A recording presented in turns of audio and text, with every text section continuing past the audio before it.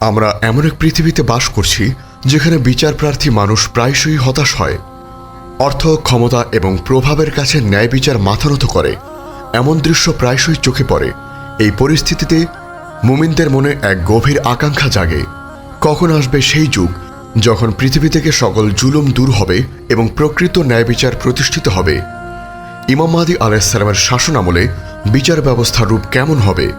তার আদলে কি আজকের মতো লম্বা আইন প্রক্রিয়া থাকবে, নাকি দ্রুত ও নিখুঁত রায় প্রদান করা হবে? বিচারক, সাক্ষী এবং বিচার পদ্ধতির ক্ষেত্রে কী ধরনের আমূল পরিবর্তন আসবে? যদি আপনি এই বিষয়ে সঠিক জ্ঞান না রাখেন, তবে আপনি হয়তো সেই সোনালী যুগের সবচেয়ে গুরুত্বপূর্ণ দিক অর্থাৎ ইনসাফের স্বরূপ বুঝতে পারবেন না। আজ আমরা ইসলামের সুমহান শিক্ষার আলোকে গভীরভাবে জানব মাহদী যুগে বিচার ব্যবস্থার রূপ কেমন হবে এবং কেন তার আদালত মানব ইতিহাসের চূড়ান্ত ন্যায় বিচারের প্রতীক হবে, সে সম্পর্কে ইসলামী শরিয়া কি বলে। আপনার ইমানি জীবনকে আরও সমৃদ্ধ করতে আধ্যাত্মিক জ্ঞান ও অনুপ্রেরণার এক অসাধারণ ভাণ্ডার পেতে আজই ভিজিট করুন আমাদের ওয়েবসাইট www.ummakantha.com। প্রিয় শ্রোতা, ইমাম মাহদী আলাইহিসসালামের আগমনের মূল উদ্দেশ্যই হল পৃথিবীতে ন্যায় ও ইনসাফ প্রতিষ্ঠা করা। যেমন তা জুলুম ও অবিচারে ভরে গিয়েছিল, তাই তার শাসনামলের সবচেয়ে গুরুত্বপূর্ণ ভিত্তি হবে তার বিচার ব্যবস্থা অর্থাৎ জুডিশিয়ারি সিস্টেম। এই বিচার ব্যবস্থা হবে রাসূল সাল্লাল্লাহু আলাইহি ওয়াসাল্লামের খিলাফতের আদর্শের চূড়ান্ত প্রতিচ্ছবি, যেখানে কোনো প্রকার পক্ষপাতিত্ব, দুর্নীতি এবং বিলম্ব থাকবে না। 1.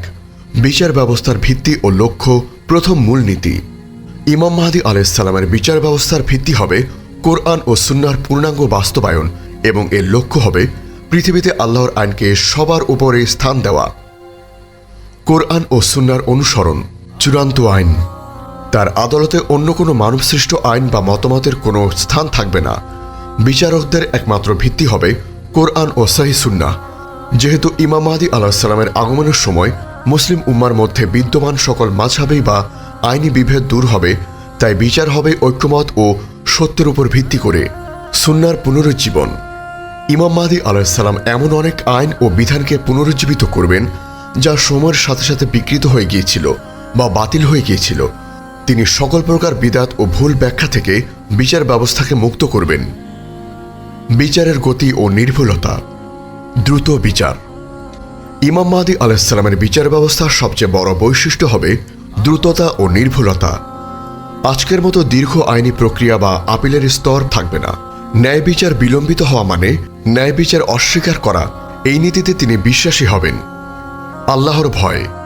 বিচারকরা হবেন অত্যন্ত তাকওয়াবান, যারা দুনিয়াবী কোনো স্বার্থ বা লোভের ঊর্ধ্বে থাকবেন। তাদের একমাত্র ভয় থাকবে আল্লাহ এবং একমাত্র লক্ষ্য হবে ন্যায় প্রতিষ্ঠা করা। 2. বিচারক ও সাক্ষীর মর্যাদা। দ্বিতীয় মূলনীতি।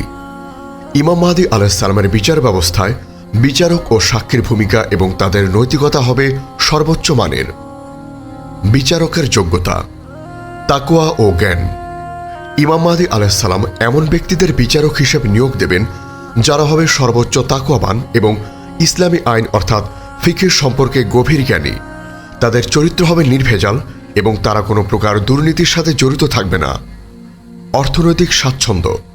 যেহেতু মাহদী যুগে সম্পদের প্রাচুর্য থাকবে, তাই বিচারকদেরকে তাদের কাজের জন্য যথেষ্ট পারিশ্রমিক ও স্বাচ্ছন্দ্য দেওয়া হবে, যাতে তারা কোনো প্রকার লোভ বা চাপের কাছে নতি স্বীকার না করেন। সাক্ষীর বিশ্বস্ততা, সত্যবাদিতা। মাহদী যুগের সমাজের মানুষজন হবে অত্যন্ত সৎ ও ধার্মিক, ফলে সাক্ষীরা কোনো প্রকার ভয় বা প্রলোভন ছাড়াই আদালতে কেবল সত্য কথা বলবে। মিথ্যা সাক্ষ্য বা মিথ্যা মামলা দায়ের করার প্রবণতা প্রায় বিলুপ্ত হয়ে যাবে। ঐশী সহায়তার প্রভাব। এমনও বর্ণিত আছে যে ইমাম মাহদী আলাইহিসসালামের ন্যায় বিচারে কিছু ঐশী সাহায্য থাকতে পারে, যা তাকে মানুষের মনের ভেতরে সত্য জানতে সাহায্য করবে।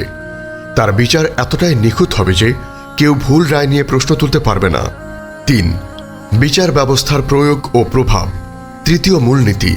মাহদী যুগের বিচার ব্যবস্থা শুধু আদালতের মধ্যে সীমাবদ্ধ থাকবে না, বরং এটি সমাজের প্রতিটি স্তরে তার প্রভাব ফেলবে। সামাজিক সমতা। শক্তিশালী দুর্বলের বিচার। ইমাম মাহদী আলাইহিসসালামের শাসনে সমাজের সবচেয়ে বড় পরিবর্তন হবে শক্তিশালী এবং দুর্বল, ধনী এবং দরিদ্র সকলের জন্য আইনের সমান প্রয়োগ। রাসূল সাল্লাল্লাহু আলাইহি ওয়াসাল্লাম বলেছেন, সে পৃথিবী ভর্তি ন্যায় ও ইনসাফ দ্বারা পূর্ণ করবে, যেমন তা জুলুম ও অবিচারে পূর্ণ ছিল। সুনানে তিরমিজি।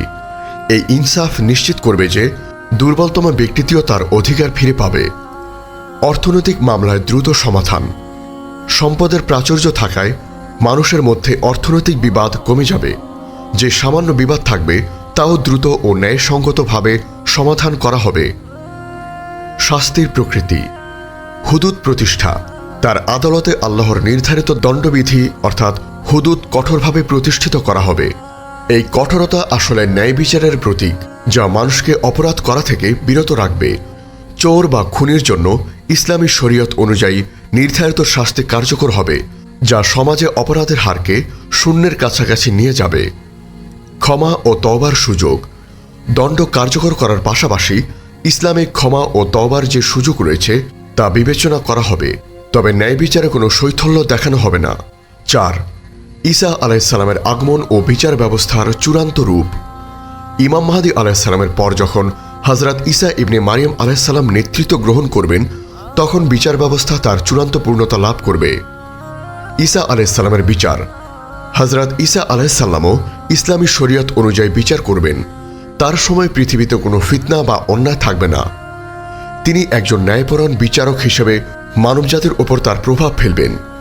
বিশ্বশান্তি ও বিচার। তার সময় বিচার ব্যবস্থা এত সুপ্রতিষ্ঠিত হবে যে মানুষে মানুষে কোনো প্রকার বিরোধ থাকবে না। দাজ্জালের মতো ফিতনাবাজেদের ধ্বংসের পর পৃথিবীতে চূড়ান্ত শান্তি প্রতিষ্ঠিত হবে, যার ফলে বিচারালয়ের কাজ হবে মূলত জনকল্যাণ ও সমাজের উন্নয়ন নিয়ে। 5. উপসংহার ও আমাদের করণীয়। চূড়ান্ত অংশ। প্রিয় শ্রোতা, ইমাম মাহদী আলাইহিসসালামের যুগে বিচার ব্যবস্থার রূপ হবে ন্যায়, সততা, গতি এবং ঐশী সাহায্যের সমন্বয়ে। এই বিচার ব্যবস্থা প্রমাণ করবে যে আল্লাহর বিধানই মানবজাতির জন্য একমাত্র আদর্শ বিধান। আমাদের জন্য এই আলোচনার বার্তাটি হল: 1. ন্যায় ও ইনসাফের অনুশীলন। আমাদের নিজেদের জীবনে, পরিবারে এবং কর্মক্ষেত্রে ন্যায় ও ইনসাফের চর্চা করতে হবে। 2. সততা ও সত্যবাদিতা। আমাদের শপথ নিতে হবে যে আমরা কখনোই মিথ্যা সাক্ষ্য দেব না বা কোনো প্রকার দুর্নীতিতে অংশ নেব না, যাতে আমরা মাহাদির যুগের সেই আদর্শ মুসলিম সমাজের জন্য প্রস্তুত হতে পারি। 3. আশার দৃঢ়তা। আজকের সমাজে অন্যায় দেখে হতাশ না হওয়া, কারণ আল্লাহর ওয়াদা হলো অবশ্যই ন্যায় বিচার প্রতিষ্ঠিত হবে। আল্লাহ তাআলা আমাদেরকে ফিতনা থেকে রক্ষা করুন এবং ইমাম মাহদী আলাইহিসসালামের আদর্শ বিচার ব্যবস্থার অধীনে জীবন যাপন করার জন্য যোগ্য মুমিন হিসেবে কবুল করুন। আল্লাহুম্মা আমিন। আমাদের এই মহৎ বার্তা ছড়িয়ে দিতে অনুগ্রহ করে চ্যানেলটি সাবস্ক্রাইব করুন এবং বেল আইকনটি প্রেস করুন। আমাদের ফেসবুক পেজ ফলো করে উম্মাহ কণ্ঠ পরিবারের অংশ হন। ইসলামিক ব্লগ ও রিসোর্স পেতে আজই ভিজিট করুন আমাদের ওয়েবসাইট www.ummahkontho.com।